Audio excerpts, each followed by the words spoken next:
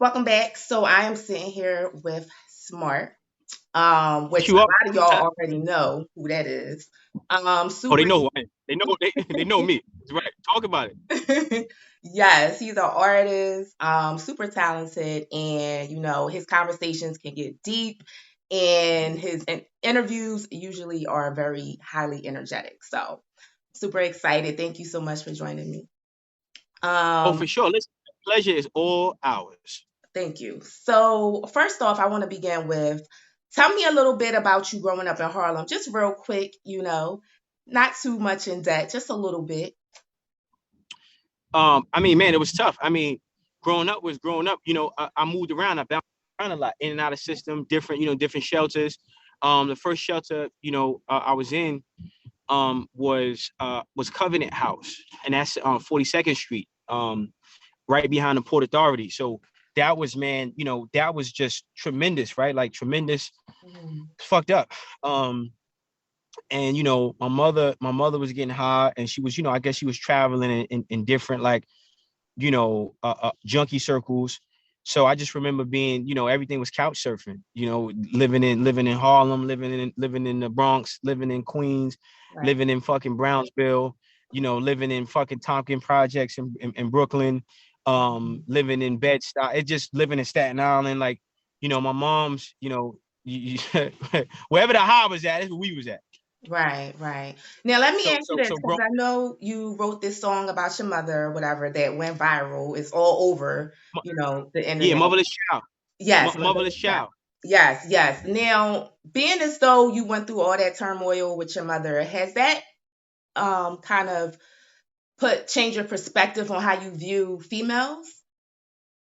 No, no, absolutely not. I mean, why would it and how could it? Right? Like, so um I actually said this in a lot of different interviews, right? When I was young, Mhm. early teens and just starting to get sexually active, I was a playboy. I was trying to, fuck with and fuck as many girls as possible because subconsciously I was chasing the love that I never got from my mother and all these different girls, right? Okay.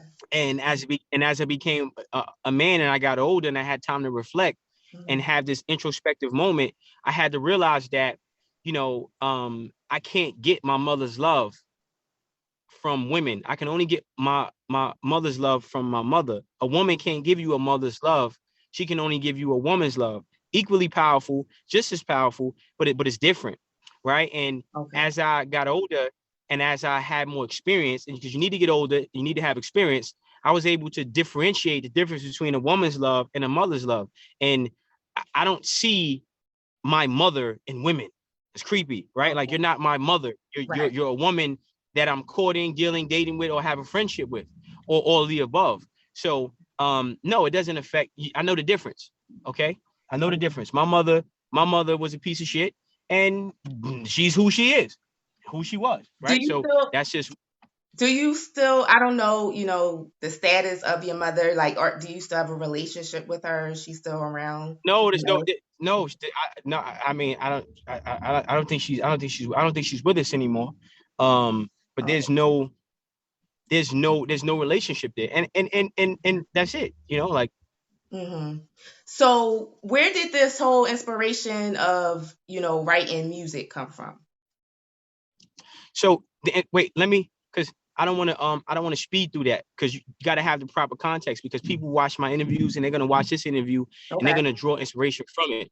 Right. Listen, the Okay. the first thing I had to the first thing I had to do was forgive my mother and let go and learn to love her from a distance. This is how I got over. This is why I don't have no issues.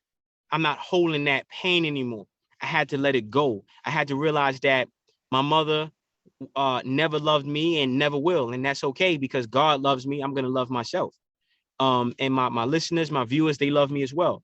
Um, so I had to do a lot of mental maintenance and loving myself and learning how to love myself, learning Okay. how to nurture myself and open myself up to God. And God healed me and removed me out of that situation, out of that headspace, because I was looking for closure. And my mother never, the last time I spoke to my mother, it was a tremendous argument. And I was screaming, and I was screaming. This is like 2009. And I'm Mhm. yelling at her, I'm your son, I'm your son, I'm your son, like pleading with her, screaming, yelling at the top of my lungs so there's almost blood in my eye. I'm yelling, I'm your son, I'm your son. It's like Mhm. I'm begging her to love me. And she had not an ounce of remorse for what she did to me, the abuse, the physical abuse, the verbal abuse. She didn't give a fuck, right? And but I had to pray on it. I had to pray on it. And God revealed to me, listen, man, you stop looking for validation from man. Mhm. God is the supreme healer. God is the supreme healer. And Right. there's people who's gonna watch this who's going through that now with their mother, who they're looking for closure. They're looking for the person that hurt them to take accountability. And if that person never does, you will never get closure. You'll never find peace if you keep giving the person power over your peace. So I had to stop giving my mother power over my peace. Mhm. She was a wicked woman, and just unfortunate. She gave birth to me, and that's it. Okay. And I'm okay with that. So I had to move past that. So that song "Motherless Child," that was part of healing. Put it out there. Every week you got a new man in the house.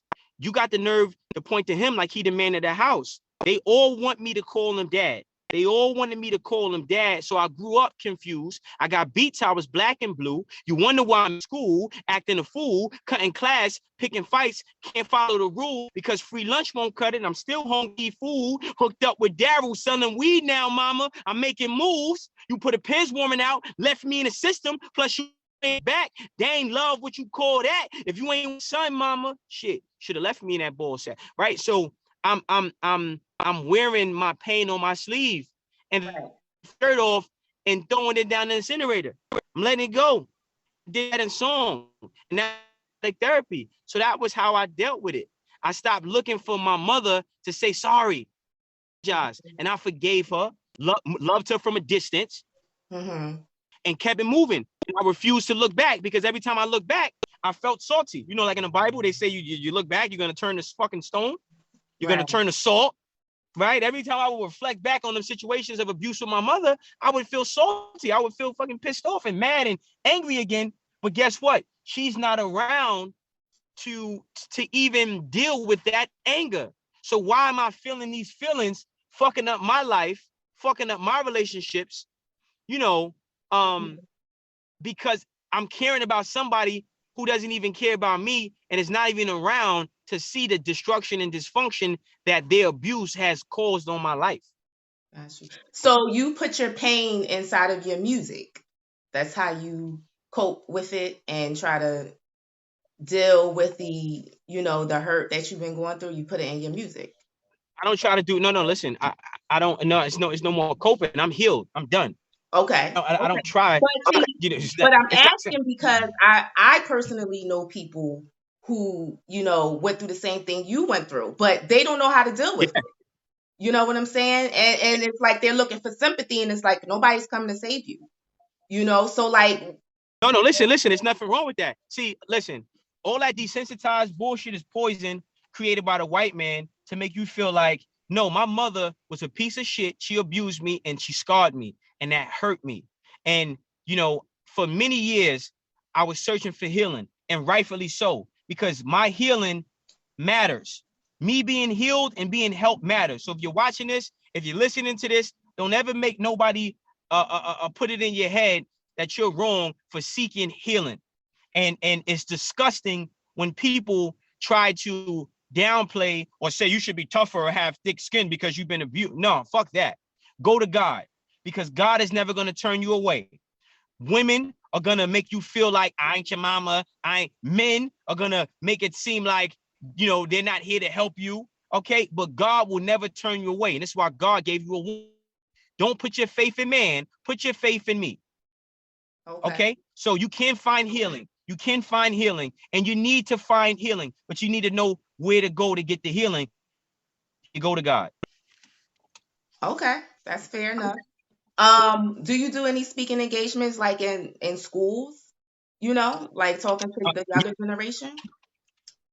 All the time. I do it all the time, and I do it off camera. I speak Okay. at jails, group homes. I have an actual tour coming up. It's called the No Labels Tour. We're putting that together. The first The first event is going to be in New York City, right after Christmas, and we're going into January. We're going to be doing three events a month. You know, we're going to be aggressive. We're going to be progressive, and we're going to be consistent with this. And we're teaching people how to activate their subconscious mind. We're teaching artists, musicians, content creators how to be successful. And you know, it's an amazing thing. Okay. Now you are independent. Everything you do is independent. Is that correct? Just to Everything for sure. Okay. So I did, Everything we everything.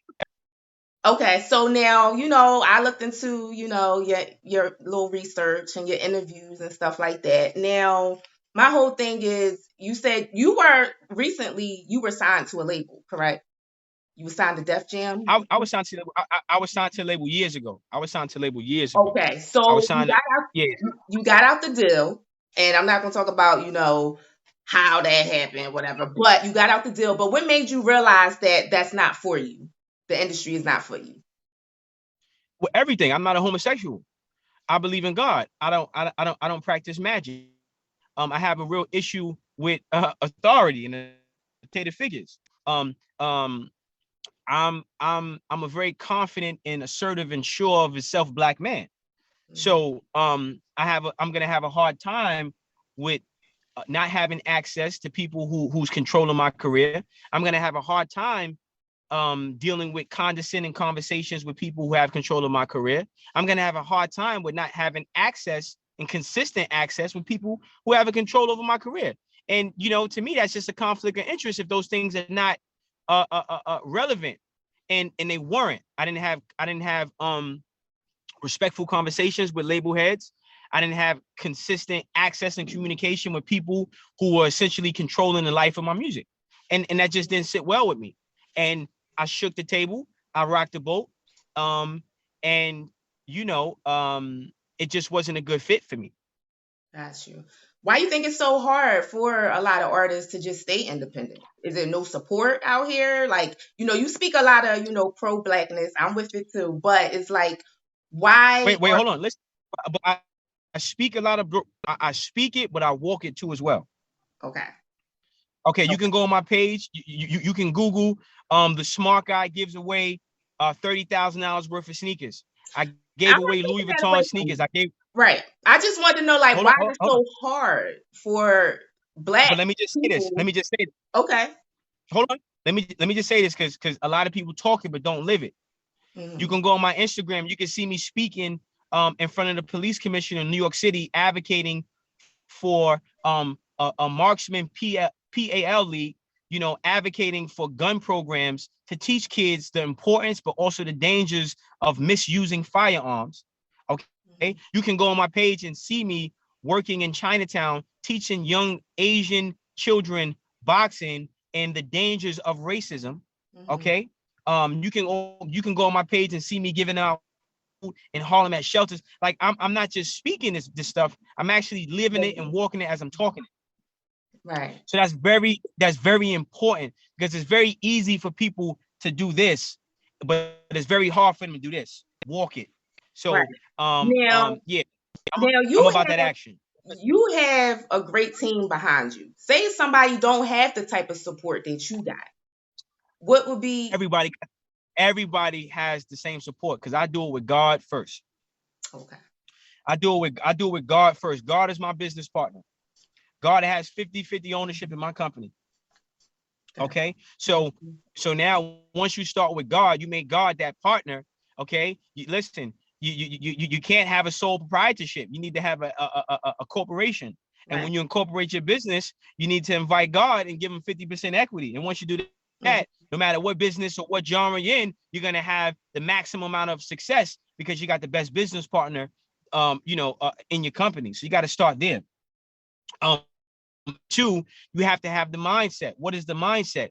How you think creates how you feel. How you feel becomes an emotion. That emotion becomes a vibration. That vibration becomes a magnet that attracts things to you.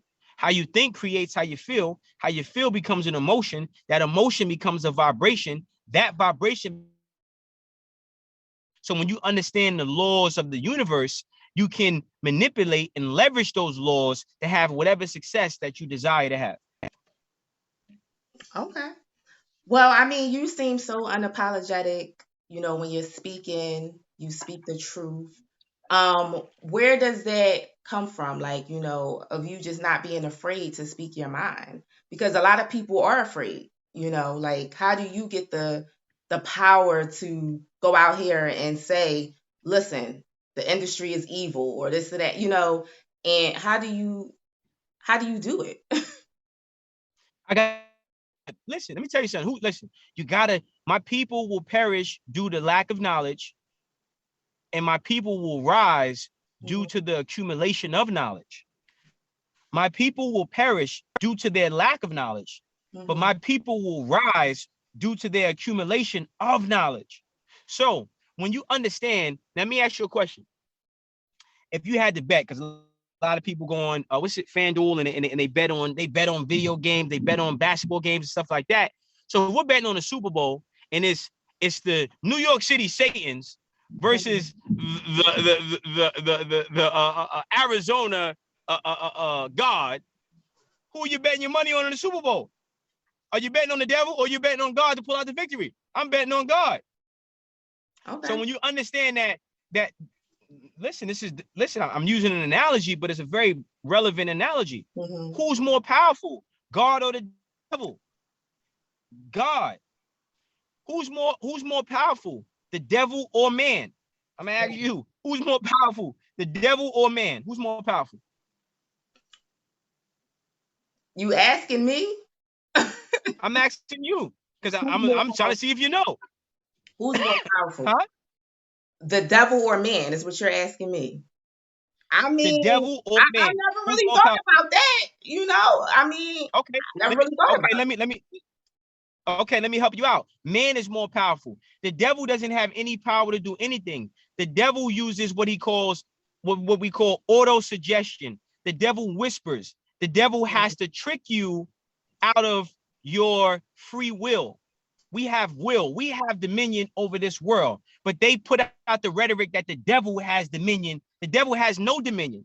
The devil is nothing but a pawn in God's chess game of souls. Okay? Mhm, Your actions will be the lawyers for your soul in God's court when you die. So every deed is like testimony. So the devil tries to manipulate you and use you against you to send you to hell. So when you understand that, you understand that the devil doesn't have any power. He doesn't have anything. All he says is, listen, I think you should shoot him right now. Listen, I think you should eat that cupcake and skip out on your diet. The devil makes suggestions, but you have to be the one to apply whatever is being whispered or said to you. okay. What's your The religion? devil, the, the devil, I'm Muslim. The devil is nothing more than a backseat driver. But you're Mhm, driving. You're driving. You're driving that car. The devil's in the back seat. Like, hey, listen, make a right. I'm driving. mhm. If you decide to make that right, the devil didn't make you drive right. He just asked you, hey, you think you can go right? You think you can go left? You think you can drive off the cliff? Hey, I think listen, drive off the cliff. He can't make you drive off the cliff. He can just suggest it. Got you. Got you. Okay. Now, Okay. I see you do a little bit of you into this, you into that. I see you doing the boxing thing. Where did that come from? Wait, hold on. I'm not into this. I'm not into that. I'm into boxing. I'm into music, and I'm into motivation. Three things. Three things. Well, yes. Okay. But where Yeah. did the boxing come from? The We call it inspiration for my, that. my, my personal holy trinity. My personal holy trinity. Okay. Um, where did what come from? So you started off doing your music, and then I assume you started the motivation, and then your boxing, right? So where did that fall into place for you? Like, are you pursuing it, or is it just like a hobby for you? What's a hobby? No, I'm asking about your boxing. Like, is No, that a listen. hobby, or is it something you No, really no, no, no, no. pursuing? I'm I'm gonna be the greatest light heavyweight champion of all time. I'm gonna definitely be in the Boxing Hall of Fame.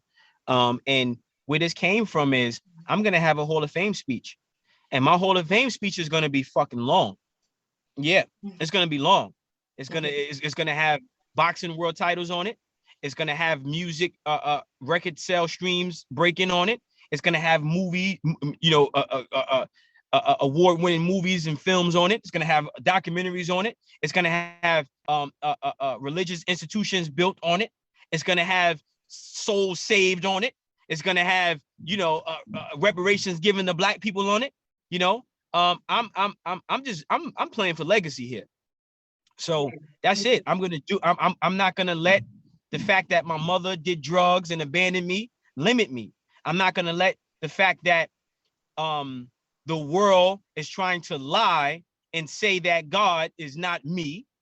Okay. I'm not gonna let that discourage me from reaching my full potential. I can do everything with God. I can do anything with God. God is my father. So if God is my father, I'm not a nigger. If God is my father, I'm not a fish. If God is my father, I'm not a raccoon. If God is my father, I'm not a worm or a weasel. If God is my father, what does that make me? That makes me a God. And that's what I'm on. So, and history has proven, who am I? Am I a nigger? No, I'm the decimal creator. Who am I? Am I a blood? No, I'm the person who created every science known to man. So why am I gonna just let my past success of my people remain the standard for my people? No, we need new hieroglyphics. This is why I'm working on creating a language for my people. I'm working on that. That's another thing that's in the that's in yes. Because if we constantly speak the tongue of our oppressor, how can we reach our full potential? How can we do that? Chinese people speak Chinese, Spanish people speak Spanish, Black people speak English. I'm not English. You feel like it's a white man's language? English is a white man's It's language? English. What is English? You think of English, you think of somebody look like me or look like Elvis. Okay. I mean, I see your point.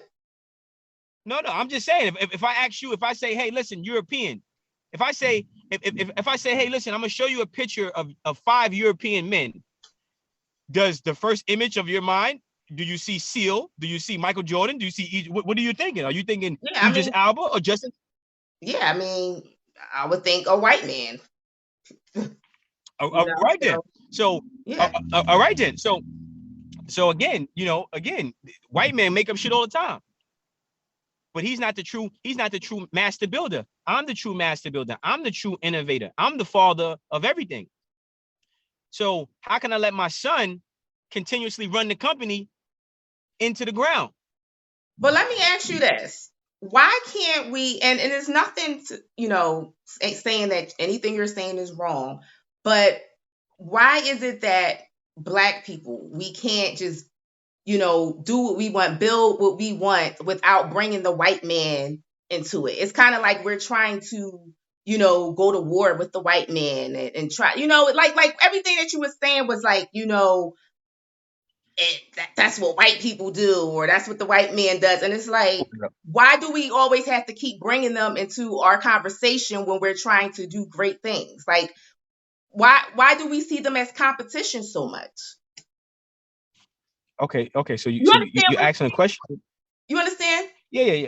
I understand very well, but you're trying to ask a question, but then tell me at the same time. But I'm going to respond to both of the things you said, right? Okay. Um. Okay. So first thing is this. Hold on 1 second. What I'm Googling right now, I'm Googling a 15-year-old kid shot and killed in the head. So it was this kid, 15 years old. He was Mm-hmm. shot. He was shot in the head, and they handcuffed the body. Okay, they handcuffed the body. This is a picture. This is a picture. Hold on, let me see if I can flip the camera around. This is a. Let me flip it. Come on, Zoom. This is a picture of the kid. It's a little blurry. I can't Oh, really make it out. no, So it's okay. It's okay. It's a okay. picture of the kid. Mm-hmm. This is a picture of the kid. Mm-hmm. Um, can you see it? Yeah, I see it. You can see it. Yeah. 15 years old, walking outside of Walmart. Mm-hmm. They lied and said he was carrying a pistol. Police runs up and says, "You're carrying a pistol. Put your hands up." He proceeds to put his hands up. They shoot him over 20 times. He gets hit in the head. They shoot him in the head 6 times. And then he lays there dead and they handcuff his body. Don't ask me Mhm. about waging war. War has already been waged on us, and we're dealing with war right now. Okay. Okay. So, and I'm not going to forget Abner Louima. I'm not going to forget Sean Bell. I'm not going to forget Trayvon Martin. I'm not going to forget Emmett Till. I'm not going to forget Fred Hampton. I'm not going to forget George Jackson, the Soul Dad brothers. I'm not going to forget Assata Shakur. I'm not going to forget Huey P. Newton. I'm not going to forget none of our brothers and sisters who have fallen were murdered at these people. War has been waged on us for over 300 years. And the fact that we still are trying to find a peaceful resolution with somebody who doesn't want peace, that's the issue. War is already waged on us. Secondly, I don't bring white people into nothing. White people bring themselves into what we do because they know we are the originators. So we're not in competition. They have been in competition with us since the beginning of their existence, which we created and we gave them life. So they've been competing with us from the beginning. And there's a genetic there's a inferiority complex that they feel in comparison to us because our brains produce neuromelanin and their brains don't. That's why they're in competition with us. That's why they make movies about white people doing things like the Matrix and moving shit with their mind. But what moves innate objects is neuromelanin. White people brains does not produce neuromelanin. Our brains produce neuromelanin. So they envy us genetically. They hate us genetically. The black man's penis is longer and bigger and wider than the white man's. There's so much envy that they have for us physically and genetically. So they're going to always have a genetic inferiority complex when it comes pertaining to us. We cannot change that. We cannot shake that. We cannot remove that out of them. That is what they feel. So they're going to always be in competition with us. And what we have to do, and what I'm doing, is I'm creating my own platform. I'm working on creating a language for my people. I'm working on creating industries and institutions for my people to educate my people, to elevate my people, to empower my people. And it's going to take me being diversified. It's going to take me being multifaceted. It's going to take me having different layers to my brand. And that's why you see, that's why you see music. That's why you see motivation. Got you. Okay. Well, listen, you gave us a word today. So I appreciate you stopping to, talk with me. Is there For anything? sure. Is there Yeah. anything? And everybody's not, Mm-hmm. for sure, everybody's not ready for this conversation because that vibration, let me tell you something. Mm-hmm. When you talk about uplifting your people, white people subconsciously program us to be disgusted and fearful of this rhetoric, of this conversation. So we have to, this is why schools are so important. When we're teaching kids, this is why my No Labels tour is so important. My number is 917-907-3687. 917-907-3687. My Instagram is the smart guy underscore. That's my Instagram. My Instagram is the smart guy underscore. If you want to purchase tickets to the No Labels tour, if you want to leave contributions, you can find me there. You can call me or you can reach out to me through social media. And the last thing I want to say is I'm not advocating, I'm setting goals and I'm setting deadlines. I love my people. I'm not concerned with the brothers and sisters who are brainwashed to hate their own people. Okay. I'm not, how would you feel personally if you were, are you a mother? Yeah, I am. Do you have a son? No, You have a daughter. I got two girls, How old are your girls? 10 and 12. 10 and 12. So Mm-hmm. how would you feel if your daughters were shot in the head and handcuffed and laid lifeless on the ground? Would you be thinking peace and kumbaya? Would you be thinking, no, you'll be wanting justice. You will be wanting revenge. You will be wanting get back. Would you be singing Negro spirituals in the church? Oh, God bless the person who murdered my two daughters. Nah, fuck all that. Where they daughters at? Because they daughters need to go. He need to be in jail. And I want him to get the fucking death. Yes, lethal injection. Or I want him to be shot by a firing squad. You ain't gonna be talking this peace kumbaya shit. So why are we so disconnected when another mother had to watch her son, because I feel that mother's pain. And I've conditioned myself. That's the heart of God. That's the Okay. heart. When they talk about Jesus and Christ, and they don't teach us that in churches. You know why? Because if they did, we would change shit. You have to feel the pain of that mother losing her son like you lost your daughters. And if you knew how to feel that pain and tap into that and stop letting yourself be programmed to be disconnected from the struggle of your people, then you would feel what I'm saying at a different level. But I had to condition myself. I had to train myself. I'm still mad about Emmett Till. Wow. Listen. Listen. How did and Jewish people, why you think they say Jewish? They say how is a race? How you can't make a religion a race. Mm-hmm. See? You can't make a religion a race. Oh, Jewish. No. You're European. You're a white man who was taught by Moses, which was black. The teachings of Moses, you took that and try to create your own religion, but we taught you your religion. And then now you tried to make your religion a race so you could hide behind, use the religion like an LLC, like a face card, so you could hide behind who the fuck you really are. You understand? Wow. So you have to, we gotta be educated. We can't be desensitized. I'm still mad about the brothers and sisters who were raped in slavery. That's how these so-called Jews did it. You think the Jews from 2000, listen, right now, if I go on Instagram Live and I go, hell Hitler, that should be blocked. Hitler been dead. Listen, let me tell you something. Hitler been dead for a long time. If I had a swastika right now and I walked into a synagogue and said, hell Hitler, they gonna want some problems. None of them people ever even met Hitler, but they hate him with their whole spirit. Why? Because they were conditioned to not be desensitized from what happened in the concentration camps before they were even born. They were taught as little babies, you never again. That was their mantra, never again. So black people have to be conditioned to be mad about slavery, to be mad about motherfuckers hung from trees, to be mad. When I see a black man shot in the head, I'm not just saying, oh man, shaking my head. I'm feeling that pain as if that was my brother laying in the street dead. When I see that black girl who was just killed in Mexico, I'm feeling that like that was my daughter. Okay, so you make it relatable for yourself. I got you. You have to, because that is you.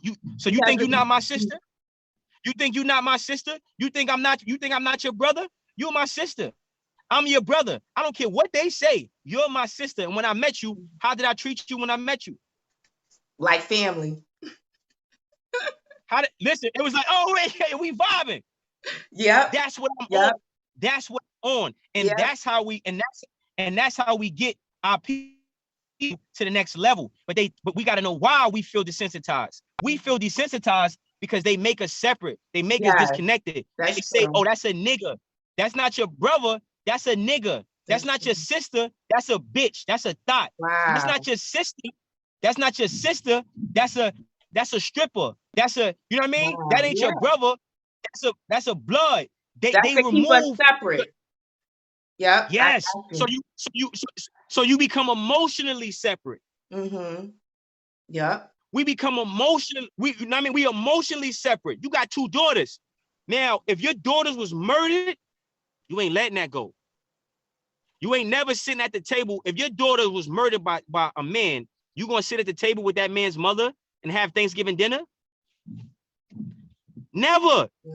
You might stab the mother, and you might say, yeah, let's have dinner. And they come back, she on the table over the turkey with a knife in her neck. Right. Because you got that much rage in you, right? Because you lost your daughters. Yeah. So we gotta feel for them. We gotta feel for the mothers out there, because those are our sisters. That's our family. And when we think like a collective, wow. Wow. That's deep. But listen, we got things to do today, and I don't want this to, cut off and everything, but I appreciate this lecture. Listen, we got to do a part 2. We got to do a part 2 because this was only 37 minutes. And yeah, this was 37 minutes, and this is too short. Yeah, yeah, because it was a lot to really cover, and but we got to the basics, so I'm good with that. But yeah, but yeah, well, again, Smart, thank you so much. We'll catch up again soon, and I appreciate you. Right, All for right, sure. baby. Peace, Queen.